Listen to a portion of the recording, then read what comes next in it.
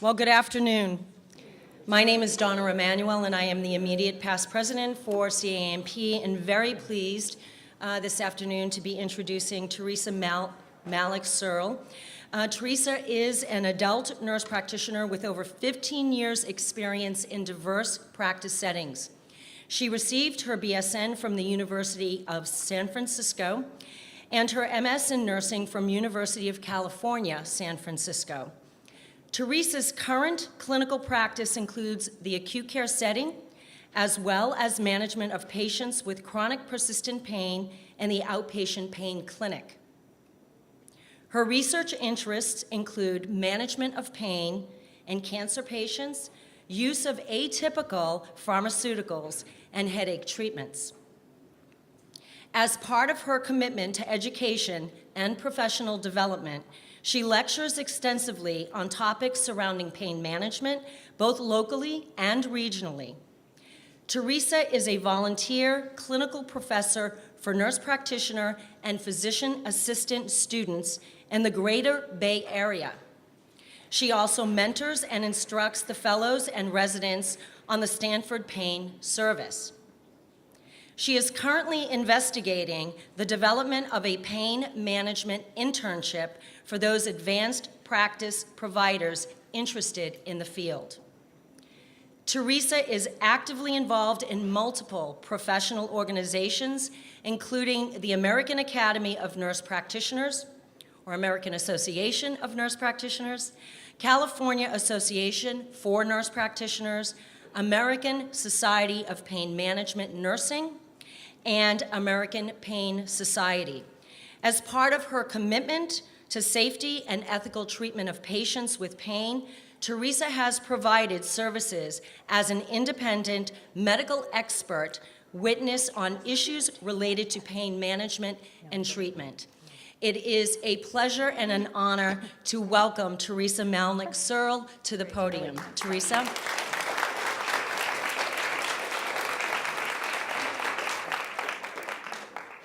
Thank you. Am I live now? Okay. So there's probably about 4 seats up here if you guys want to come and sit up here, and there's way up here. And there's lots of, seats down front. So can everybody see me, including those in the back? Okay. Well, I'm short. I apologize. I should have worn my big heels, but I can't see any of my monitors if I stand way back there. I need new glasses. So I'm really excited to be here today to present this lecture to you. I'm very excited to see so many folks after lunch. Since we're here in St. Patrick's Day, and I didn't wear green, but I'm up here so I'm safe from anybody. If you find that your neighbor is falling asleep and they don't have green on, you have my permission to pinch them, okay, and wake them up. All right. So very timely topic. This is a new lecture, so bear with me if there's things that you don't understand, things that you think could be changed. I'd really be interested in your comments because I'd like to give this later in the year at some other conferences, but it's brand new to you, so it hasn't been heard before, and hopefully you were able to all get the slides. So it's a very dense lecture. There's a lot of information here, so hopefully you're able to get the slides. We're going to go through slides very quickly.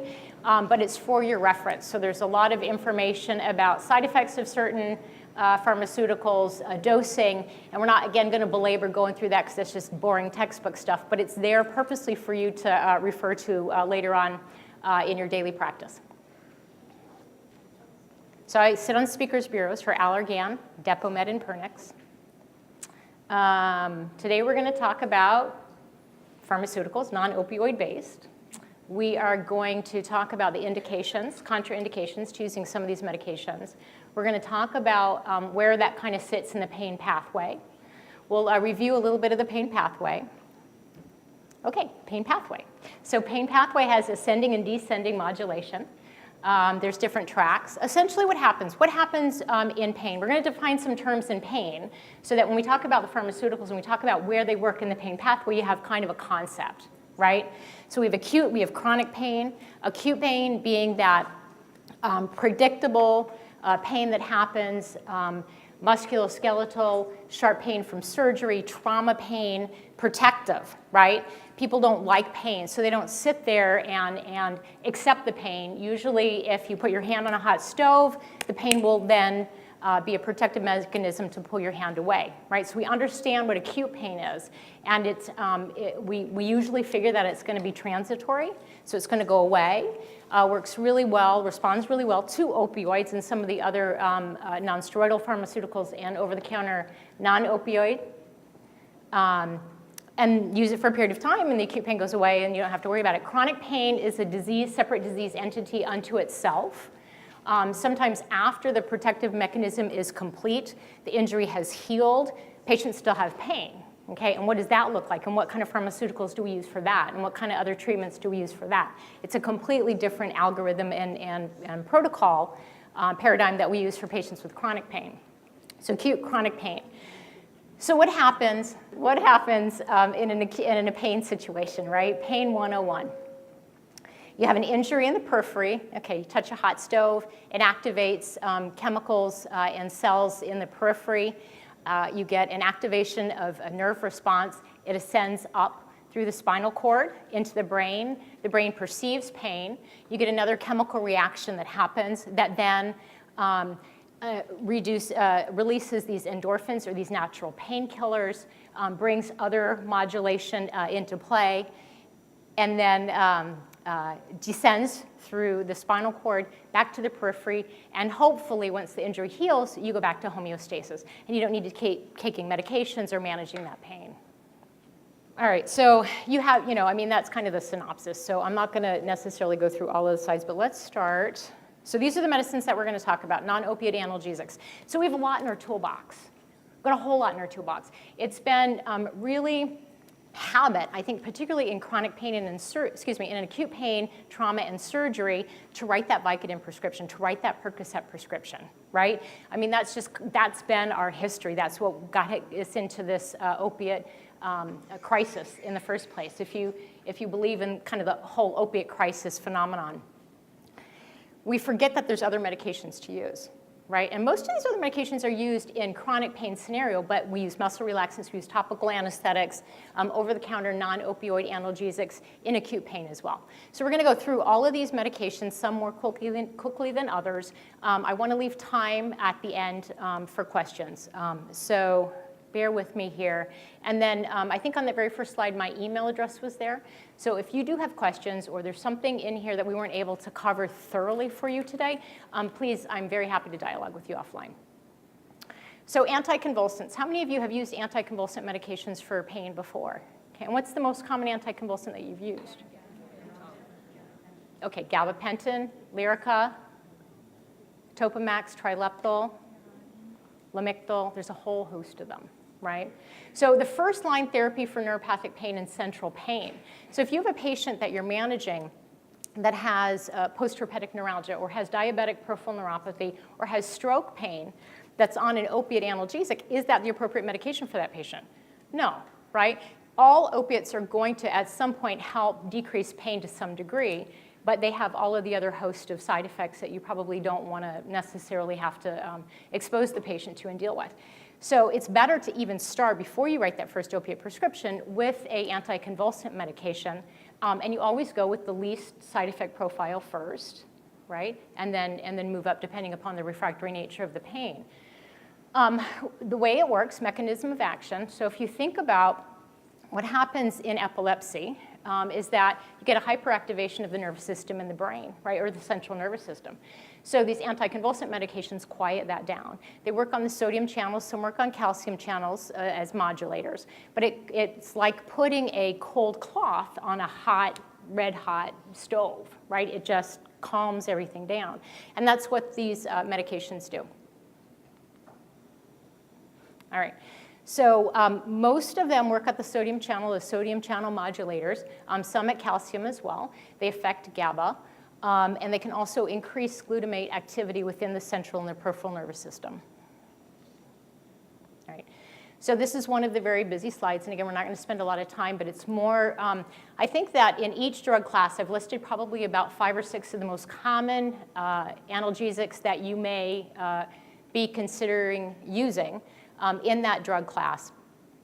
starting with the one with the least side effects first, and the one that we probably use more often first and you're more knowledgeable about. So gabapentin, Lyrica, Tegretol. Tegretol actually has a FDA approval for trigeminal neuralgia. So it's really important when you're looking at medications for treating any kind of medical condition, pain being a chronic medical condition, that if you can get an FDA-approved medication, usually you don't have problems with insurance coverage. How many of you, even though gabapentin's been around a long time, it's generic, have problem getting that through some of your insurance companies? I do. Like, what do you mean? You know, patients are, well, it's going to be $500 a month for gabapentin. No. It's a lot cheaper because we know that Norco, we know that Percocet or oxycodone will be covered, right? And so sometimes practitioners are just going to, by knee-jerk, go ahead and give something. Trileptal, Topamax, Lamictal. Topamax actually FDA approved as a episodic migraine preventative. How many of you have used Topamax? Right? What's the nickname for Topamax? Dopamax, right? So understanding the side effect profile of these medications is really important. What is one of the good side effects of Topamax for most of our patients, right? So say you have a patient and you want to really get a good twofer, somebody that's maybe a little bit overweight but also has headaches, you know, could you get by using a medication like Topamax? Really, really effective. So the dosing is there for you too. It's kind of starting dose to maximum dose, and that always, as you know in clinical practice, can be fudged a little bit. You always want to go with the lowest dose that's going to be effective. You don't always have to push it up to the highest dose. I haven't seen the side effect of significant cognitive dysfunction with Topamax at 50 milligrams twice a day. That's not to say that there aren't those patients that are sensitive to it, but if you can get by with a lower dosing, that's more appropriate for sure. Stevens-Johnson syndrome, probably the most significant potential side effect of these anticonvulsant medications. Most of them have that potential consideration, not gabapentin, not Lyrica, but some of these other stronger ones. So again, just being aware of what the side effect profile is and then educating your patient so that if they do develop it, you can stop the medication appropriately. Okay, many double-blinded studies out there to show efficacy for anticonvulsants as first line for neuropathic pain. So in my practice, it's really standard of care. So if I have a patient that comes in with diabetic peripheral neuropathy, with stroke pain, with post-herpetic neuralgia, I'm not going to write an opiate. My standard of care is to first try them on an anticonvulsant medication.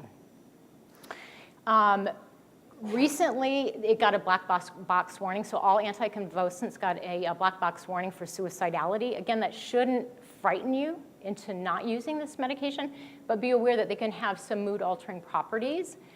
Does anybody work psychiatric medicine? Have you ever used gabapentin or Lyrica as a mood stabilizer, off-label? Oh, sure. Yeah. Neurotic, Yeah.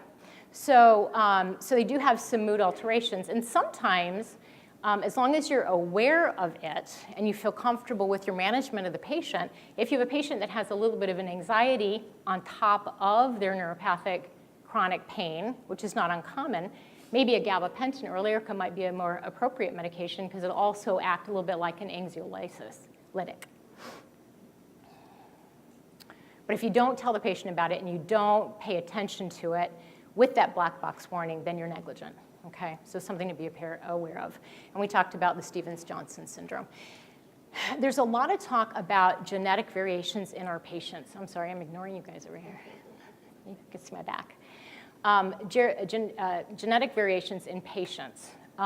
When it comes to drug metabolism, there's also this whole phase of study looking at kind of designer drugs and where can we best formulate drugs that fit a particular genetic profile. It's not mainstream. We don't actually use it as standard of care. Very expensive. None of this is covered by insurances, but understanding that there are significant genetic variations that either may make patients more susceptible to certain things like the Stevens-Johnson syndrome, and this is a non-opioid analgesic talk, but also realizing that there are patients that metabolize medications rapidly, and kind of a buzzword right now is ultra-fast opiate metabolizer or slow opiate metabolizer. It's the same with these other drugs. Okay, so if you have a patient that's motivated to get genetically tested and you somehow can utilize that data to, again, pick the best medication, I think it's to your benefit to pay attention to that. All right. We talked about some of the neurocognitive changes, worse with some anticonvulsants, not so bad with others, but they all potentially have this neurocognitive side effect. Dulling, word-finding difficulties, sedation. With the gabapentinoids, usually that patients accommodate to that over time. And just realizing that this is a potential complication for them or side effect for them and how to dose it appropriately. Sometimes you have to take them off that medication and start anyway. Bone disease. So this was actually when I started researching this lecture, I came across this data which I was ignorant of. So I'm going to kind of aside from my talk for a minute. Any of you that are either speakers or thinking about becoming speakers, or you're professionals in your community and you educate your patients, you educate your colleagues that are new to the profession, if you have an interest in an idea, then put a lecture together about it, because it will force you to then attune to that information. And then you'll become the expert, and then you'll teach, all of those around you. So I'm always learning stuff, and that's, I think, my favorite reason that I like to do the lectures. So bone disease. So these medications can cause bone thinning in patients. So again, there could be genetic variations, such as Asians or the thin white female that we always hear about, who is more predisposed to osteoporosis, low BMI. Understanding these genetic factors, these genetic variations, is reasonable. And those of you in primary care, I think, pay more attention to this than us in specialty practice. But understanding that there is this risk with possible decrease in bone density when you're using the anticonvulsants long term. So if I'm talking to you about a patient that I'm going to prescribe an anticonvulsant to for chronic headaches, what's the patient profile? Migraine, what's the patient profile that you think about? Young, thin, white females, really, right? And so these are things that you probably want to think about before you prescribe that Topamax. Or if you're going to prescribe Topamax to them, do you want to start, measuring bone density before they go through menopause? Or do you want to think about what their needs are? Or do you want to start counseling them about using calcium and vitamin D earlier on? All right. And so anytime I prescribe any medications, and definitely with the anticonvulsants, I like to get baseline levels of blood work. Again, as a specialty clinician, I don't necessarily do this on a regular basis, but if I'm going to start a new medication, I'd like to do that. I think in primary care, you monitor CBCs, comprehensive panels. In your older population, it's some other things that you're managing or monitoring on a regular basis. But I like to kind of know where I am baseline, and EKG as well. We're going to talk about antidepressants. And there's certain antidepressants that we use that can have significant EKG changes, even in a young, healthy population. So I just kind of like to know where we are on baseline. And then the technique of starting low and going slow is always to your advantage, because then you can pick up complications or side effects pretty early on. And you want to educate your patients what to look out for. All right. So antidepressants, I don't use if I have a patient with neuropathic pain, I won't use an antidepressant as a sole first-line agent. It may be something that I add to the treatment plan.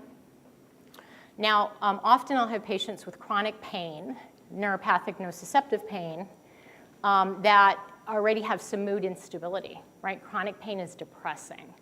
Chronic disease is depressing. You worry about depression in all of your patients, particularly if you're primary screeners. So patients will come in on it, and depending upon what medications that they're on and what I want to add, I may choose to switch them to an antidepressant that has anti-neuropathic pain properties to it. Give me a name of a medicine that you would put for depression and for neuropathic pain. Right, duloxetine, Cymbalta, right? Now, if a patient is already on an antidepressant, SNRIs are much more effective. TCAs are much more effective for pain. maybe not as good for depression or mood instability. But if I have somebody that's stable on an SSRI, am I going to then necessarily switch them to an SNRI and risk destabilization? Probably do it with my mental health colleagues. I might, choose not to do that at all. But they're used more as co-analgesics. Okay, if you can't get to where you want to go with the anticonvulsants, particularly in neuropathic pain, then you can add an antidepressant. What was a clinical indication that duloxetine got in pain that just got approved for? Low back pain, right? So nociceptive pain, not neuropathic pain, got an FDA indication. So you could, instead of writing that Norco prescription, you could start with Cymbalta in a low back pain patient and hopefully get that covered by insurance because it's got an FDA indication. Oops, I just spilled my water, sorry. All right, so how do they work? We're not 100% sure. It's multifactorial. Definitely you know that if somebody is depressed and you can cure their depression, they're going to feel better. Their wherewithal to manage pain is probably going to be better. But more chemically, we think it works at the serotonin and norepinephrine reuptake inhibitors. So those patients that are delinquent in serotonin and norepinephrine, and I truly believe it's more the norepinephrine heavy, but I think it's the combination of two, and I think that's why we don't see the same response in clinical practice and in the research with just SSRIs being used for treating chronic pain.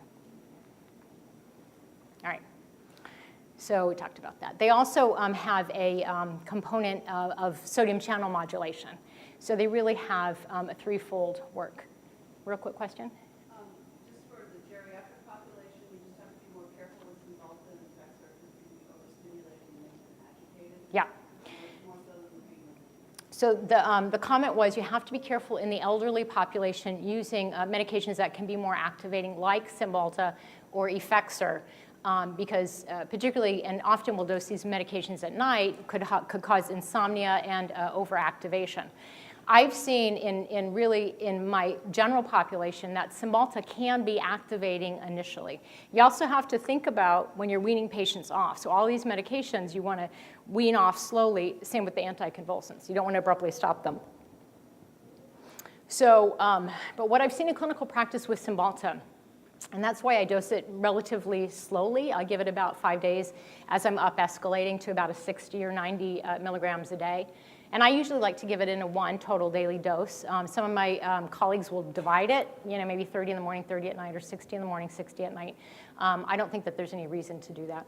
It's not a sustained release medicine, and I think I had just as good clinical efficacy dosing it once a day, and I dose it in the morning. Initially, it can be activating. And patients that have depression and anxiety, more anxiety heavy, you just warn them you might be a little bit more agitated. You might notice that your anxiety is a little less manageable. That will go away. And then it will act more as an anxiolytic, and it will kind of calm you down. Not as much as Effexor. Effexor is a lot more dampening. But you just have to kind of play with them. Everybody's a little bit different. And again, it speaks to that genetic variation in patients, right? Not everybody's going to react the same. Okay, so the next 2 slides are the antidepressants that I will use most commonly. So TCAs, amitriptyline, nortriptyline, desipramine. Amitriptyline, nortriptyline, very similar. One is actually metabolized to the other, so there's really you can use one or the other. Again, the caveat to that, if somebody has efficacy with one, but maybe side effects, you could try the other. But if a patient doesn't respond to amitriptyline, I wouldn't necessarily try them on nortriptyline because they may be refractory to it. I'd go to another TCA, or I would go to another antidepressant.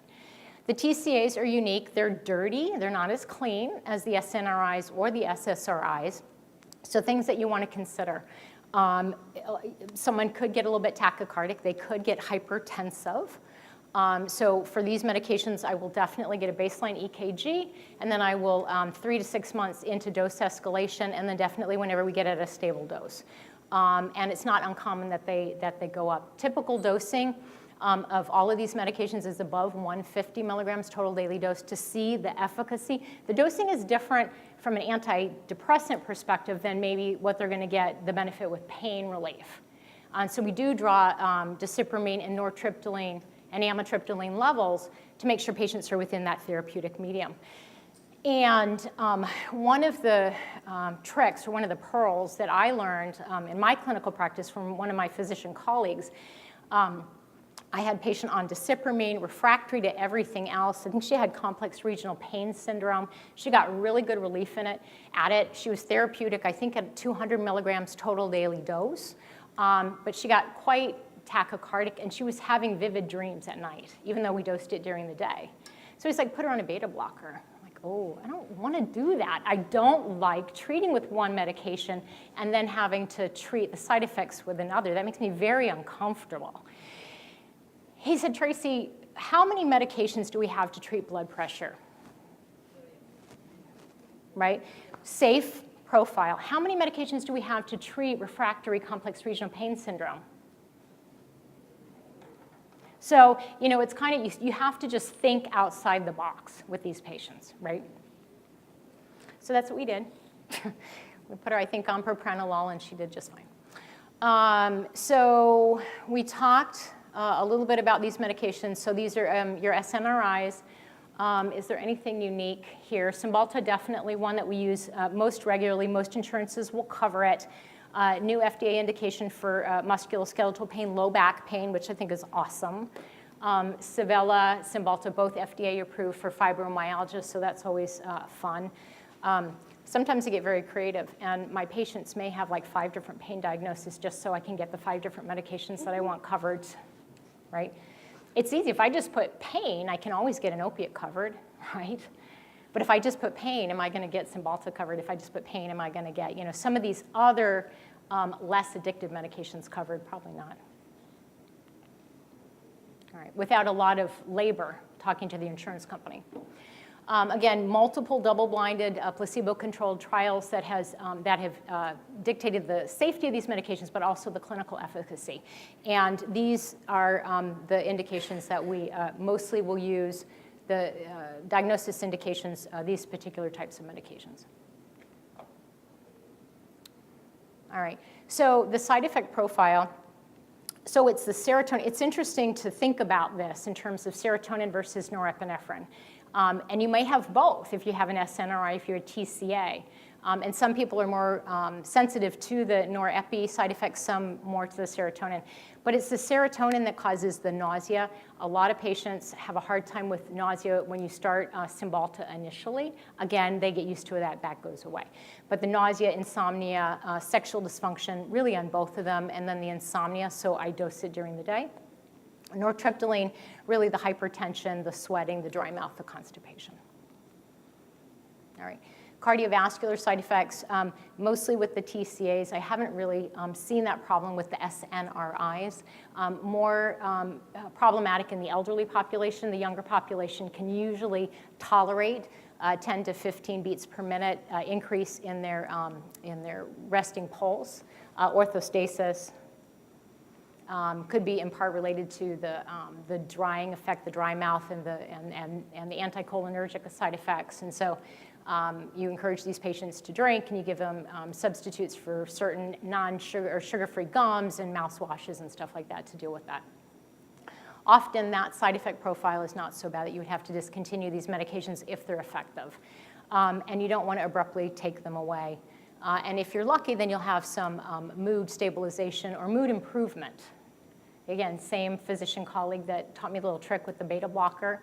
Said he had a patient come to him and said, it's impossible to be depressed on this medication. So it was, not only did it cure her pain, but actually she was quite emotionally satisfied with the whole process. Serotonin syndrome. I ask this in every lecture I give when I talk about serotonergic medications. How many in this room have actually seen true serotonin syndrome? Not a lot. A couple, not a lot. Usually everybody's like, well, what happened? Well, a patient got agitated. So true serotonin syndrome can be life-threatening. But if you treat it appropriately and you stop the serotonergic agent and you understand, you pay attention to the fact that there's a lot of medications that can increase serotonin as well as supplements, right? Your ginkgo biloba and all that stuff. Understanding all the medications that the patient's on. But if you recognize it, and this is really nice, this Hunter criteria, I came across a couple of years ago. Then you stop the medication, send the person to the emergency room, they're managed, and no negative outcomes or sequelae. But if you don't recognize it and you blow it off, then the patient is not going to do well. So education without frightening the patient, right? Have you ever used the technique where you tell the patient, you actually sit there and it's a medication you really don't want to prescribe them, but they're insistent on it because they saw it on TV, and you pull out all of the complications, and you sit there and you read it to them. You're like, you really want this medication now?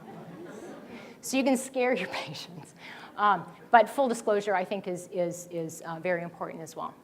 Bleeding risk with the SNRIs, not insignificant. So otherwise healthy patient with normal coagulation that really doesn't have any GI problems, so they're not at high risk of GI bleeds, or they're not on any other blood thinners, they're pretty safe. I don't really concern myself that much with the anticoagulation or the bleeding side effects. But if you have a patient that had a GI bleed, has a history of GI bleed, uses a lot of NSAIDs over the counter, or are on Coumadin, you want to be really careful with these medications, because then you could get into a dangerous situation with a bleeding complication that would require hospitalization. Okay.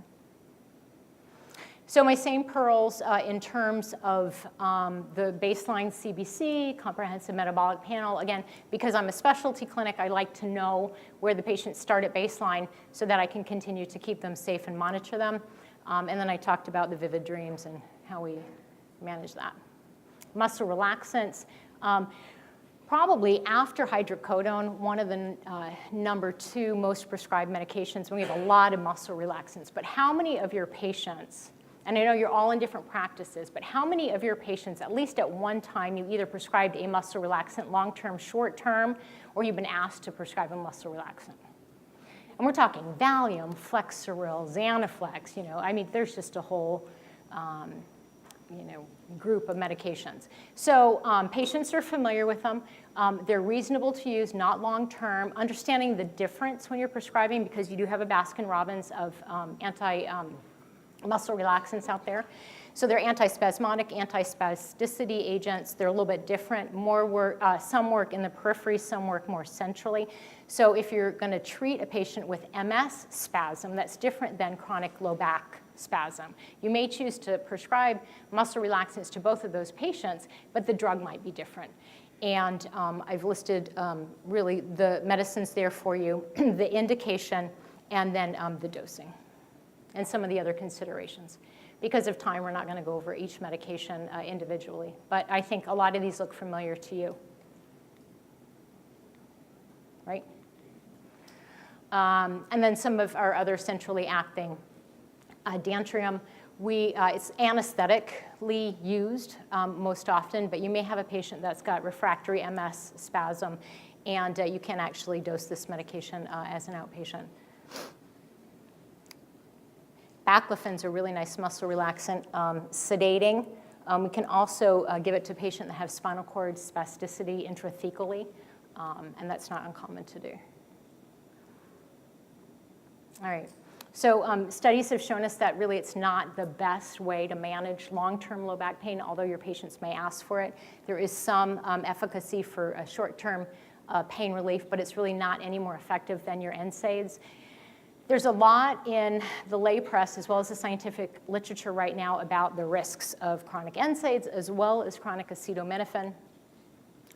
So then you think, maybe I don't want to use any of those in my practice. Maybe I'll just use a short-term muscle relaxant. So, again, think outside the box.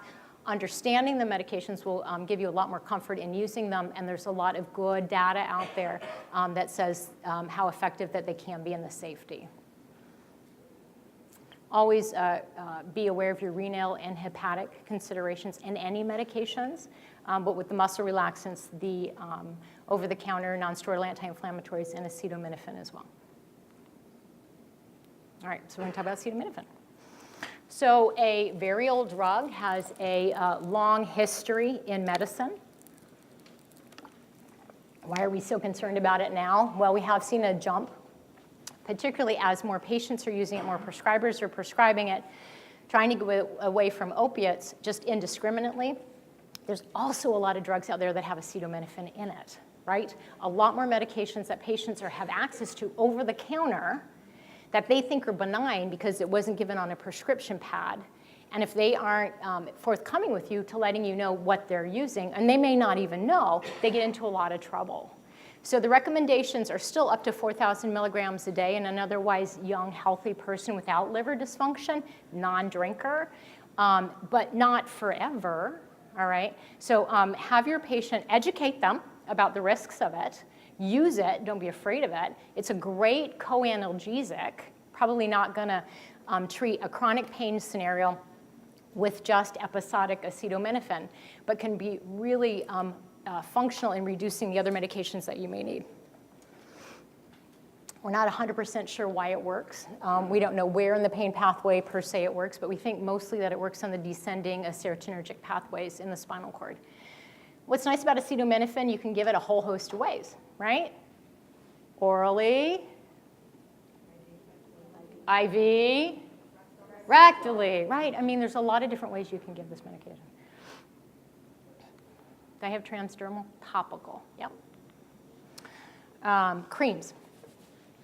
Non-steroidal anti-inflammatories, kind of the same thing. We, not that long ago, felt a lot more comfortable as healthcare providers using non-steroidal anti-inflammatories when all of the hype about the liver dysfunction with acetaminophen. So now what's the recent kind of word out there on the street? What do NSAIDs do? Right, renal failure, cardiovascular disease, right? So it's actually interesting for me as a healthcare provider, but also as a consumer, to watch these companies back and forth battling. Okay, no, NSAIDs are bad. No, acetaminophen is bad. No, NSAIDs are bad.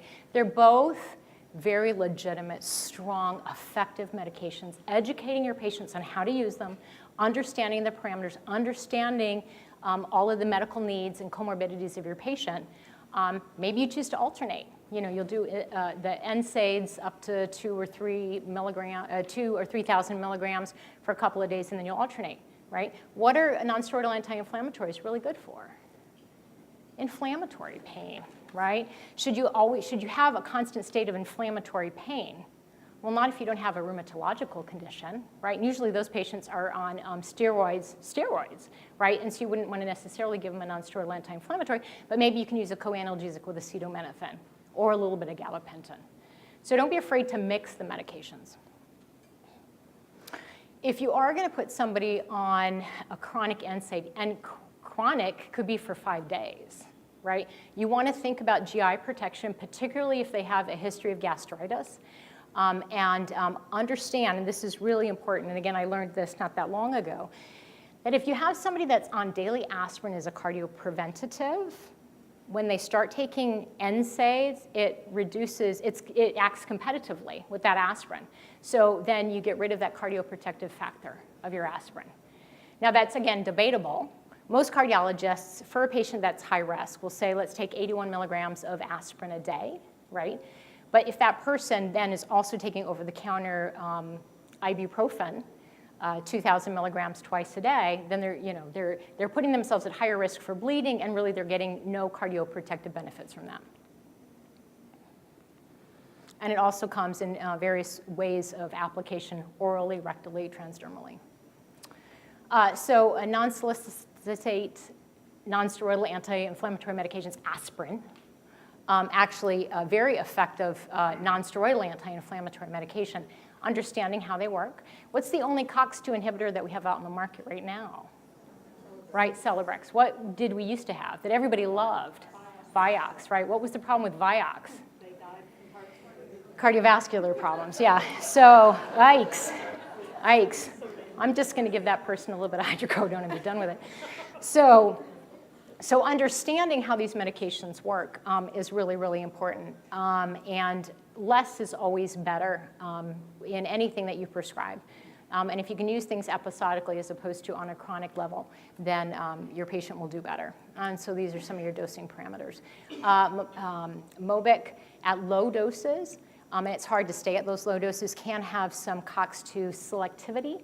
But in the dosing that patients mostly wind up taking it, it's not COX-2 selective. All right, your transdermals. How many of you love transdermals? Oh, really? Not that many of you. I love them. They're really great. The only thing I don't like is the transdermal opiates that are out there because those are very difficult to manage. But transdermal non-opioid analgesics can be quite effective. Lidocaine, lidoderm patches, my #1 best friend. I love them. I love them. Understand that with any of these transdermals, the mechanism of action, how they work, right? And it helps you then to educate your patient and understand the reason why, if you put a lidoderm patch on, or you put any transdermal patch on, that if a patient goes into a hot climate, if the patient sweats a lot and it still stays on, sometimes it falls off, that they're going to get more of the medication distributed into their system. Uptake is going to be higher. It's going to wear off sooner. Okay? So again, understanding kind of how the transport mechanism works can be very, very effective. They do go systemic. So the two medications that transdermals that I most frequently use, lidocaine patches and Flector patches, right? Different indications. Sometimes patients get confused when you say, I'm going to give you a patch, and either they're not listening to you, or you don't know, or you don't educate them. There's a difference between a lidocaine patch and a diclofenac patch and a fentanyl patch, right? They get very, very confused. So educate them about what that patch means, where to place the patch, alternating the patch. Can the patch be put on and be effective if you put it over hair on the skin? And then monitoring for the rate of distribution of the medication. You don't want to apply any patches to non-intact skin, right? Because you will either abrade the skin or you'll change the way that the medication's absorbed. All right, so what are some of the advantages? Well, patients that don't want to be belabored by taking a daily oral medication, all right? Some of the same considerations with a over-the-counter or a prescription non-steroidal anti-inflammatory transdermal patch would be the same for taking ibuprofen internally, right? So I've had patients come to me and say, I want the Flector patch, or I want the transdermal patch because I've had a GI bleed and I can't take ibuprofen. Or I've had a gastric bypass and I can't take ibuprofen. Would that be an appropriate patient to then give a Flector patch to? No, right? I mean, it depends on how severe the GI bleed was, but you still have the same side effect profile, right? They do get some localization in terms of the efficacy, but the medications do go systemic and they get metabolized and excreted. So you still have the same mechanism of action internally on these medications. So just not getting lulled into the fact that if it's just on the skin, nothing gets systemically absorbed. Most patients have a hard time tolerating any kind of topical sticky thing on their body for long periods of time. So recommend that they, if they can, alternate the sites that they put these patches on. Usually the lidocaine patches, the Flector patches, they put it on the site of pain, be it the low back or the knees or wherever they put it. And if they're getting irritated skin, maybe they need to wear it less often, or they need to sometimes rotate the patches. Cost can be a big consideration. Okay, so lidocaine. Lidocaine is one of my all-time favorite analgesics that is quite effective in managing neuropathic pain. It's a powerful sodium channel modulator. We give it in the hospital in the intravenous route quite frequently. It can be very highly opiate sparing. How many of you work in the hospital? Acute pain or just acute care setting, okay. Is lidocaine intravenously new to you? No? Okay. Yeah, really for pain would be the most part. So take cardiovascular out of it. So not a lot of institutions actually use IV lidocaine for pain, but it's pretty amazing. So within like 8 to 9 hours, a patient that was not optimally controlled on their oral opiates or their IV opiates then turn the corner, and they may be able to completely eliminate the amount of opiates that they're using. Because again, you're treating the source of the pain, particularly neuropathic pain, with an appropriate agent. The problem is there's no oral equivalent, so you can't go home with that. So after the acute pain process has passed, then maybe you can use some other medications similar, anticonvulsant medications similar to IV lidocaine. But it can be quite effective on the inpatient setting. Lidocaine patches. Wonderful for FDA approved for postherpetic neuralgia. Can be opiate sparing. How many of you have tried to treat postherpetic neuralgia in a patient in your primary care setting or in a specialty clinic with opiates? I have. They're okay. You put a patch on them after the acute phase has gone away, and they don't need their opiates anymore. It's very, very powerful. I had a guy cry when I put a lidocaine patch on him for his post-herpetic neuralgia. Yeah. Because it was the first time in a week he'd had any relief at all. Yeah, and he had probably tried most things, right? Did you hear that? She made a patient cry. Thank you. I was just wondering what the IV lidocaine, what dosage? It's usually 1 milligram per kilogram per hour. And then we monitor serum levels. We like to keep the serum levels between a rate of 3 to 5. And it's not to, that doesn't indicate efficacy in terms of pain relief, but it keeps them out of a toxic level. Because if you do go too high on lidocaine, if you get systemic lidocaine, what happens? They get crazy like that. They get crazy. They seize. And if you, I'm sorry, I can't go by the thing. And then if you get too high, what happens? Cardiac collapse. So it's not benign, but we monitor, as if you monitor the patient appropriately, it's just pretty amazing. I mean, I cry when I have a post-op patient in the hospital that I've essentially, stoned to the point that they're almost not breathing with IV opiates.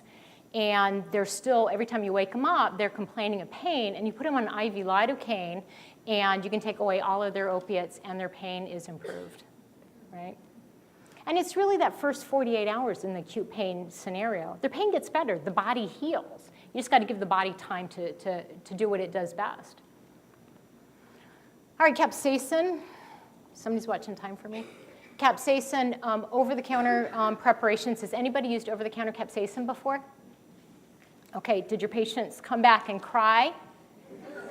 Did they cry when it was applied? Did they curse your name when they're putting it on? It burns like the dickens. So you have to warn them about that. So it makes everything, it hyperactivates anything until then it downregulates the substance piece. You really have to kind of burn off, it sounds counterintuitive, but you have to burn off those superficial nociceptors so that it can get deep and actually work. And that's really ineffective with the over-the-counter preparations. So there is this nice prescription at 8%. So think we have a maximum 0.075% over-the-counter, and we know how patients respond to that. Think about if you put an 8% patch on them, what that's going to look like. So usually we do it in the clinic setting so we can kind of warn them about this. We let them take their opiate pain medications. We'll often put like Emla cream or something on their skin first.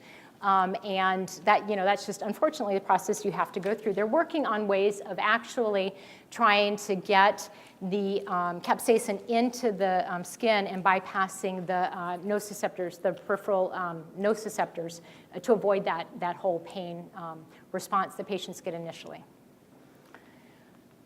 All right, we talked about the NSAIDs, talked about the Flector patch, black box warning now with NSAIDs, the cardiovascular and GI risks. So again, it scares me every time I see a black box warning. I'm like, oh, I have to attend to this. I better pay attention and let my patient know. All right, over-the-counter menthol, these Bengays, icy hots, patients swear by them, and more power to them. You can actually get lidocaine over the counter up to 4%. So the 5% lidoderm patches are very hard to get covered by insurance. God knows why, again, because there's generic ones out there. But you tell them you can get a 4% patch. You can buy it on Amazon, or you can get cream or lotions that you put on yourself. And it's definitely worth a try.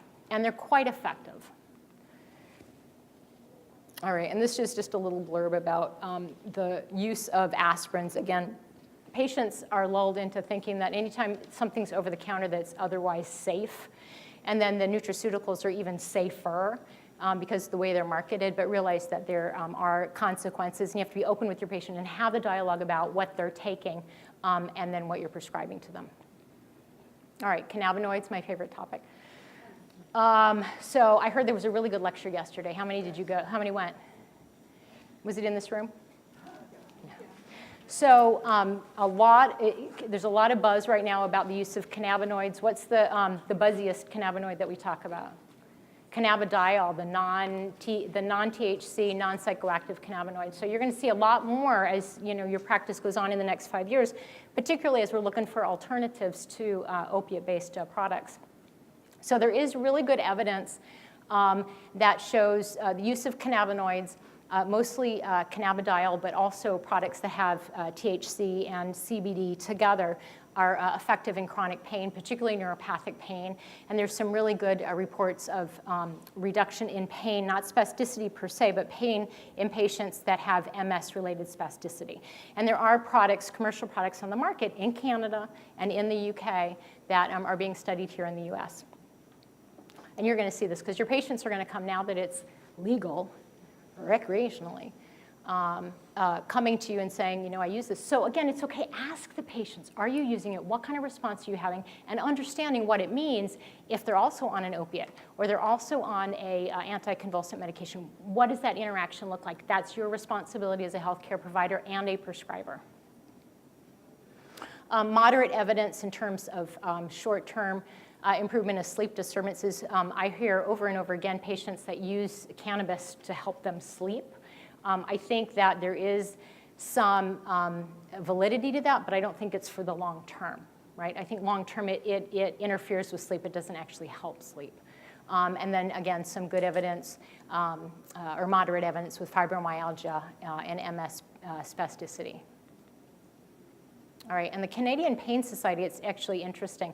The Canadian Pain Society lists it as the third line option that prescribers can provide to patients. Once patients have failed gabapentinoids, the antidepressants that we talked about, second line would be the opiate analgesics for neuropathic pain, and then if patients fail all of that, then you could go actually to cannabinoids. And I'm going to go through this quickly. So just as different forms of cannabinoids, the synthetics that we actually have available to us, Marinol and Sestimet. I don't recommend using this as a cannabinoid for pain per se, but I have used these in patients that come into the hospital. They're heavy cannabis users because I want to avoid cannabis withdrawal, and this is nice for them. Can be effective. Actually, FDA approved for chemo-induced nausea and vomiting, so it can be helpful there too. So again, maybe you can get a twofer, particularly if the patient was using over-the-counter, not over-the-counter. If the patient was self-medicating with cannabis, you might be able to use that. And you can get at least Marinol in my institution. And then Sativex and Epidiolex, those are the commercial products available in Canada and in the UK. All right, some other drugs. So calcitonin nasal spray, relatively benign, good for bone pain, phantom limb pain, CRPS, a lot of good evidence and clinical practice evidence for using that. Again, make sure that the patient is not delinquent in their calcium stores, that they have a lot, sufficient calcium and vitamin D on board, because then you could get some bone breakdown. And then bisphosphonates, there is some really good evidence. In my clinical experience, mostly for IV formulation, so I don't use the bisphosphonates often. Patients, sometimes I will bring in and I will do a 5-day or a 3-day course of IV bisphosphonates to cool down their pain. And then maybe have them come in at intervals that they need if their pain flares again. But I haven't had a lot of good response from oral bisphosphonates. And you do have to worry about jaw necrosis, and it's something you want to be aware of yourself, but educate your patients about as well. Clonidine, good medication. Most side effect is hypotension, so it is an antihypertensive. And so if you're going to use this, mostly for central pain or sympathetically maintained pain, you can give it intravenously, you can give it by patch, you can give it orally. Again, the intravenous route seems to be most effective. And you may choose to give this either epidurally or intrathecally, but that would require more advanced intervention in terms of putting an intrathecal pain pump in. NMDA antagonists, so that's where Namenda, dextromethorphan, ketamine, those kind of medications come in, again, for refractory neuropathic pain, central pain, spine, stroke pain, CRPS, and some for headaches. All right, so sleep aids, again, sleep and pain go hand in hand. If patients aren't sleeping, they don't have the resolve to then manage chronic stress in general, chronic pain being a chronic stress maintainer. So you have sleep aids. I don't endorse any one good sleep aid, and I don't endorse any sleep aid long term. But you have options too, and the more important is to get patients back on a good sleep pattern. So if you need temporarily to use a sleep aid, and what I didn't put up here, there's also low-dose doxepin is a medication that you can use that's been around a long time, has a pretty good safety track record. You can try that. Rosarum is the one that I would use most often in the outpatient setting for a longer term, because I found it's gentler on patient. It kind of works on the melatonin receptor. You can use melatonin, over-the-counter melatonin itself as well, and I put that in the nutrition segment. Tramadol is an opiate, but a lot of practitioners out there look at it as a non-opiate analgesic, so understanding that it is an opiate, acceptable to use. It's a dirty drug because it has two mechanisms of action. It works on the serotonin norepinephrine transport, but it also binds to the mu receptor, so can actually be quite effective for patients, usually less sedating, but patients will go through opiate withdrawal if they're extra sensitive to the medication, and if they're ultra-fast metabolizers, actually they may get over-narcotized with even low-dose tramadol. So not a benign medication, but an opiate all the same. Buprenorphine. Again, opiate agonist, antagonist. So I put it up here, even though this is a non-opiate lecture, because I think it's a really important drug that you guys need to know about. And has anybody used this or see it in clinical practice? More and more. I was doing a lecture a while back, and I had a orthopedic clinic clinician tell me that they actually use this post-operatively, and they use this in their patients with musculoskeletal pain, osteoarthritis pain, and I thought that was kind of odd. But you're seeing it more and more being used, and actually, as it's out there, we're realizing more and more about its mechanism of action. And there is some good evidence out there, I think in animal studies, that show us that it's a sodium channel modulator. So I think you're going to see this being potentially proposed for more neuropathic pain in the future. Buprenorphine by itself in certain commercial products, FDA approved for pain. In other commercial products with the combination naloxone, FDA approved for addiction only. Okay, so understand where your role is and if you can actually prescribe one or the other and what diagnostic codes the patients have to have. Has a ceiling effect, so in theory, safer for patients that need an opiate but have a hard time staying in kind of clinical parameters without overusing. They don't get so much of the high that they would otherwise get with the Norco. Low-dose naltrexone, how many of you have used this? Fascinating. Okay, one person in the back. Do we have a compounding pharmacy out there in the exhibit hall? Yes. Did they talk? Did you notice if you looked at them, if they had low-dose naltrexone as one of their options?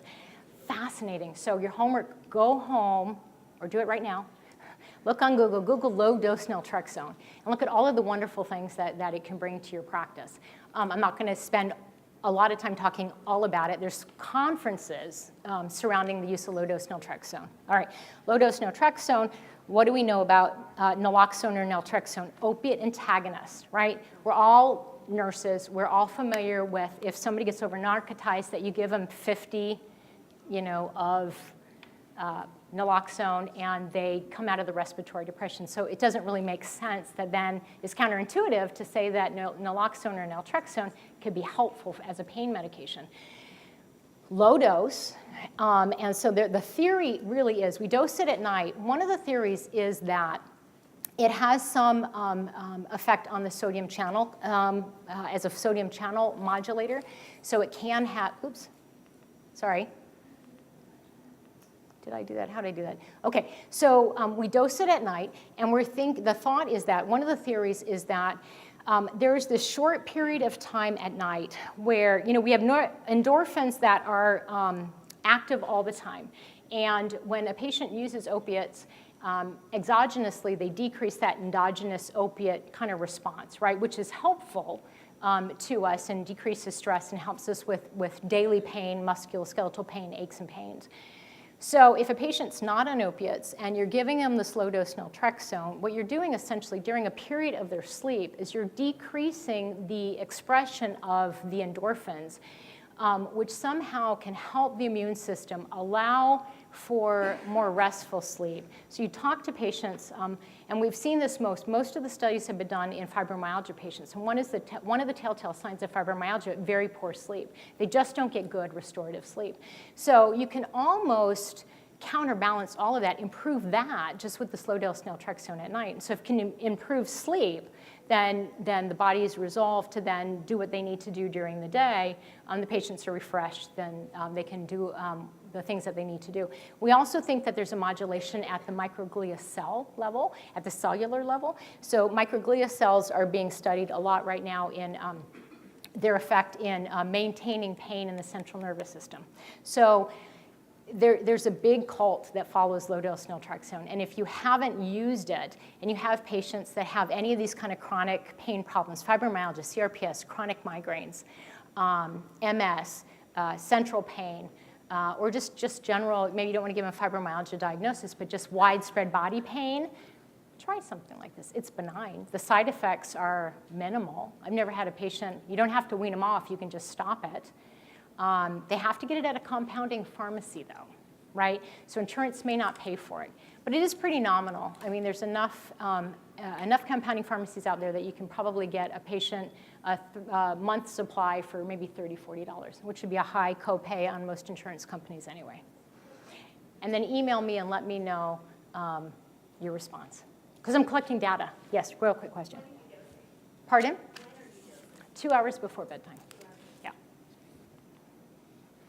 All right, so here's some of the considerations, the uses, the dosing considerations for the medications we just talked about. Nutrition. All right, so general rules of nutrition, anti-inflammatory diets. You want to correct all nutritional deficiencies, right, before you then start thinking about using medications in a kind of hyper-exaggerated way for medical treatment. Low allergenic diet, right? So those are things that we generally talk to our patients about. Patients actually kind of do this innately on their own, right? There's enough in the layman's press about medication allergies, or excuse me, food allergies or substance allergies. And there's a lot in the literature about the low anti-inflammatory diets, or not eating foods that are pro-inflammatory, right, or high glucose yielding initially. So, make sure that you just look at that before then you give a prescription for glucosamine and chondroitin or for other supplements, and then have the patients go and use those. All right.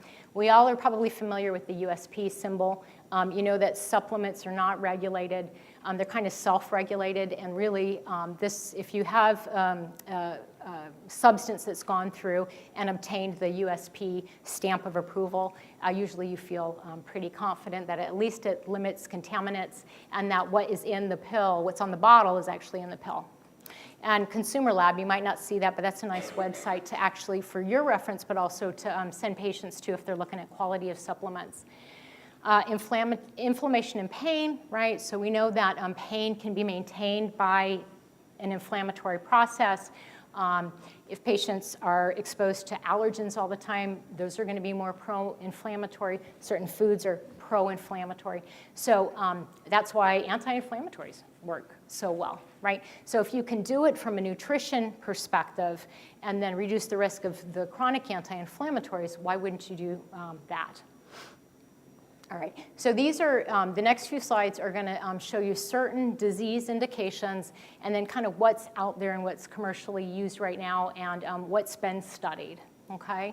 And again, I don't endorse any products. I don't use all of this in my clinical practice, but this is deemed pretty safe for the vast majority of people. So osteoarthritis, low back pain, knee osteoarthritis, here's your chondroitin and your glucosamine dosing and indications and considerations. Butterbur I left it here. It's no longer recommended by headache societies, and it's mostly because, not that it's ineffective. Has anyone ever used Butterbur for headaches, either yourself or in your patients? And was it like, did you make your patients cry? They love it. It's like when Vioxx was taken off the market, right? People were hoarding it to get it all and put it in their pharmacy.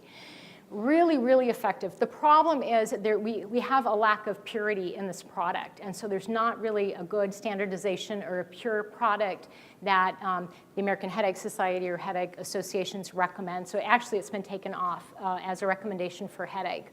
But a lot of people are familiar with it, and that's why I left it on, just to bring that up.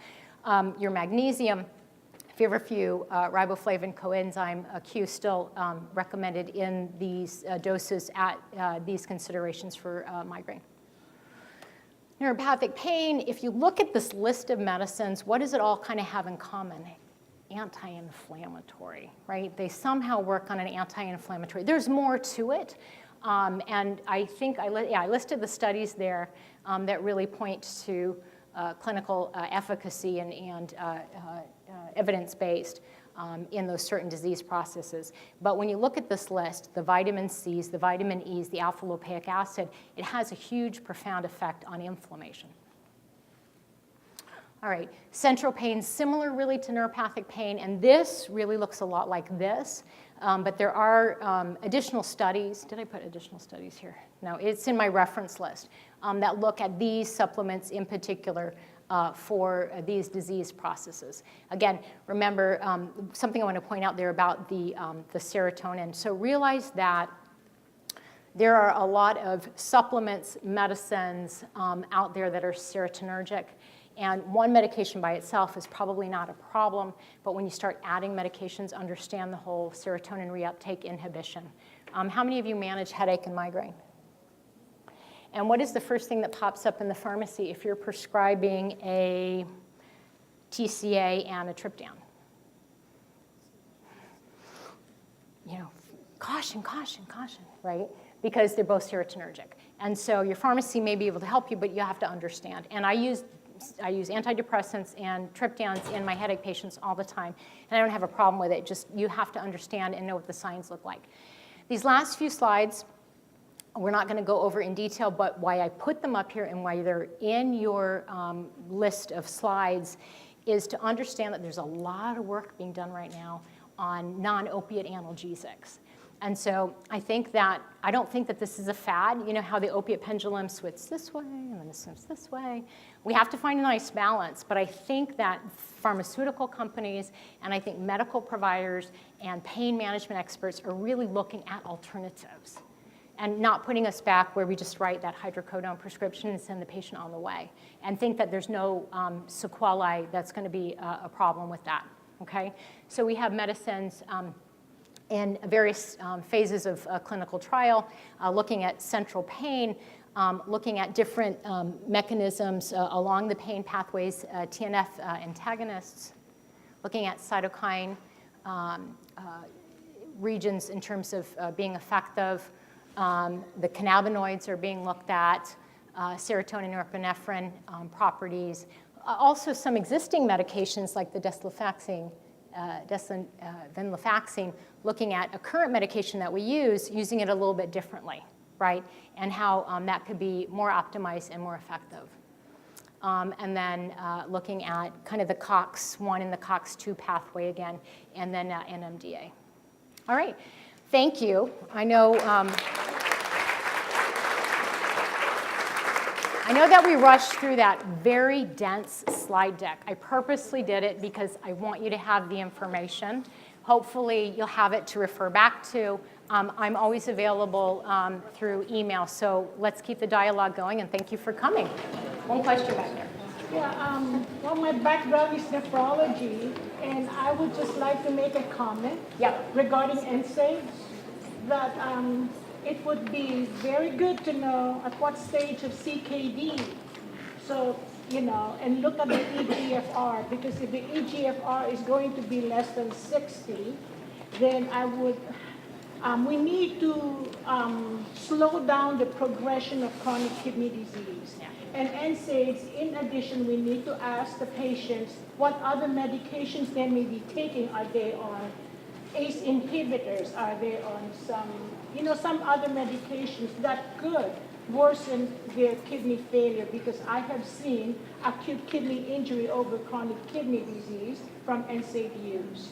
So I would advise that after you know your EGFR, and after that, maybe a week or two later, is to check your patient's blood work again, just to make sure you are not hastening the chronic kidney disease. So very important point to know the whole clinical picture of your patient. Don't get lulled into thinking, and don't be rushed into thinking that these medications are safe. You have to understand the whole clinical picture of your patient. Question over here. Regarding that, is there evidence that shows that if you roughly stop the medication that you can kill the patient from having a So- physician? I don't know my physician, I haven't heard about that. I asked our pharmacy department. They couldn't give me a good evidence-based Study that showed that. Question is, if you abruptly stop gabapentin specific and at high dose, do you put the patient at higher risk for having a seizure? Theoretically, yes. I haven't ever seen it happen, and I've written I don't know how many prescriptions for gabapentin. And patients just stop it, right? They don't like the way it makes them feel. I've never seen a patient seize.